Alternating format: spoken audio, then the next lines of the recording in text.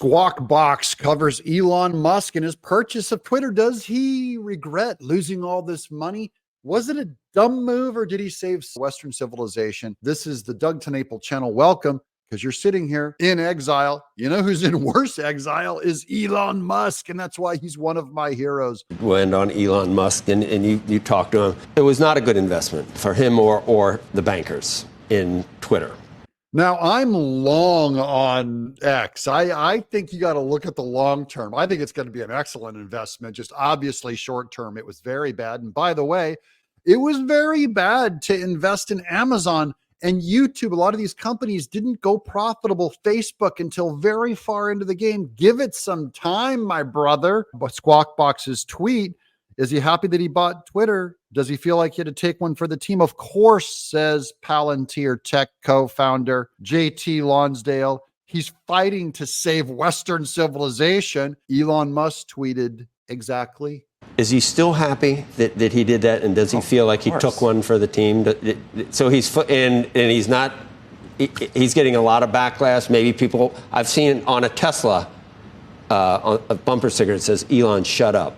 I've seen things like that. If Elon hadn't bought Twitter, if Elon hadn't done this, the entire West would be at 10x the threat in terms of, our civilization works, Joe, because we have free speech. That is the difference between these businessmen. Palantir Tech actually believes that free speech is crucial. That is, it doesn't matter how much money you make or lose on the stock market. If you don't have free speech, Elon Musk's business would go in jail, but so would Chevron, Ford, ABC, NBC, name it. All of them could go to jail without free speech. That's what people don't understand, is they don't realize that we're later in the game than they think. Because we have property rights, we have he doesn't care about the $40 billion. These basic values are at threat. Yep. And no, listen, X is up 25% or so year over year. It's up 25% year over year. The revenue's down, of course, because the brands all went at him, because the brands are run by people who are not tied to the values of Western civilization. Yeah, but that's not a free speech argument. If the brands don't want to support you, they don't have to. They absolutely don't have to. Hold on, he was not making a free speech argument, so it's kind of ignorant that she went there. All that we're saying is that the market, at some point,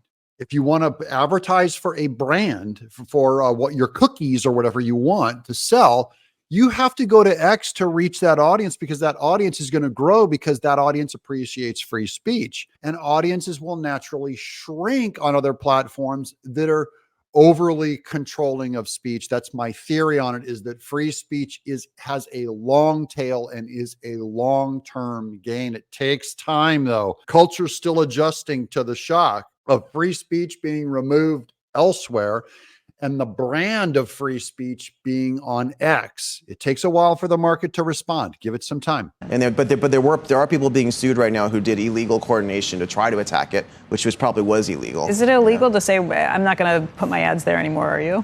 That's not illegal at all, but to coordinate behind the scenes with lies and to do something that's a cartel trying to crush something, that's not necessarily appropriate. Yeah, and I'm all for the lawsuits. I'm rooting for them. I don't think they've got a hope in hell, because I think America's justice system is corrupt, but you do have to perform these lawsuits, if for no other reason than Elon Musk has to expose how corrupt even our justice system is as they work against free speech. And so I think that's got to come out in the courts, and we'll see what they did. Okay.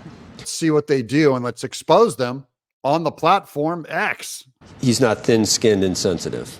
I don't think at all, is he? He's fighting to save Western civilization. I think a lot of us are trying to do so as well. Right. I love people who tie free speech to Western civilization. And you have these business guys over at Squawk Box who don't understand that the underpinnings of all business, this is going back to Hayek and Milt Friedman. You have to have that freedom and stability of Western civilization before it's profitable to run anything.